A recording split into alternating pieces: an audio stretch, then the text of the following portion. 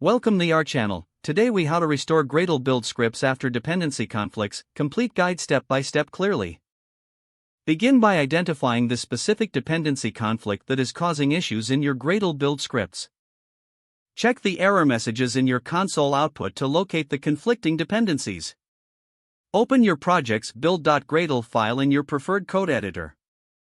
Look for the dependencies block where the conflicting libraries are defined. Take note of the versions of the dependencies involved in the conflict. Decide whether to update, downgrade, or exclude the conflicting dependency. To update a dependency, modify the version number to the latest stable release. If you choose to downgrade, change the version number to a previous one that does not conflict. To exclude a dependency, use the following syntax: implementation, dependency name reversion, exclude group, conflicting.group, module, conflicting module. After making the necessary changes, save the build.gradle file. Next, open your terminal or command prompt. Navigate to your project directory.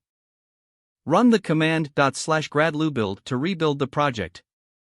Monitor the console output for any new or persistent error messages. If the build succeeds, congratulations! You have resolved the dependency conflict. If issues remain, revisit the dependencies and consider using the dependencies task. Run /gradle dependencies to obtain a detailed report of your project's dependencies. Review the output to identify any other conflicts or problems. Make any further modifications as necessary and repeat the build process. Once you have successfully restored your Gradle build scripts, consider documenting the steps taken for future reference. If the page does not load, refresh the browser or try again in a private or incognito window. Make sure you are using the correct email address, then retype it carefully to avoid small typos.